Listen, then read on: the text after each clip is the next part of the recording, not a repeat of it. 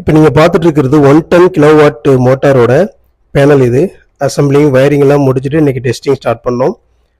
இந்த பேனலோட operation mode பார்த்தீங்கன்னா 2 operation mode. ஒன்று பார்த்தீங்கன்னா டியூட்டி, இன்னொன்று பார்த்தீங்கன்னா ஸ்டாண்ட் பை. 2 மோட்டார் கனெக்ட் பண்ணியிருக்காங்க. இது ஒரு சிவேஜ் பம்ப் அப்ளிகேஷன். அப்புறம் ஸ்டார்டர் கான்ஃபிகரேஷன் பார்த்தீங்க அப்படின்னா மெயின் ஸ்டார்டர் பார்த்தீங்க அப்படின்னா ரன்னிங்கில் சாஃப்ட் ஸ்டார்டர் தான் இருக்கும். பைபாஸ் மோடில் டிஓஎல் கொடுத்துருக்கோம், direct online contractor plus OLR. So டிடிக்கும் ஒரு செப்பரேட் சர்க்கியூட் இருக்கும், OLR ஸ்டாண்ட் பைக்கும் ஒரு செப்பரேட் சர்க்கியூட் இருக்கும். ஜென்ரலாக நீங்கள் இந்த டெஸ்டிங் பார்க்கும்போது பேனலில் விஎஃப்டி இன்ஸ்டால் பண்ண மாதிரி தெரியும்.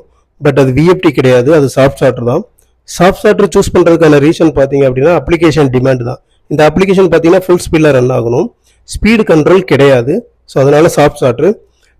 110 கிலோவாட் மோட்டாரோட கிலோவாட் அதிகமாக இருக்கிறதுனால ஸ்டார்டிங் இன்ட்ரெஸ்ட் கரண்ட்டை லிமிட் பண்ணணும். ஸோ சாஃப்ட் ஸ்டார்டர் தான் பெஸ்ட் ஆப்ஷன். அண்ட் எக்கனாமிக்கல் வைஸும் சாஃப்ட் ஸ்டார்டர் தான் பெஸ்ட் ஆப்ஷன். அப்புறம் இந்த சாஃப்ட் ஸ்டார்டரோட power plus control wiring, control logic, அப்புறம் இந்த சாஃப்ட் ஸ்டார்டரோட ப்ரோக்ராமிங் எப்படி பண்ணுறது அப்படிங்கிற ஒரு வீடியோ வேணும்னா கமெண்ட் பண்ணுங்கள், செப்பரேட்டாக ஒரு வீடியோ போஸ்ட் பண்ணலாம். தேங்க்யூ.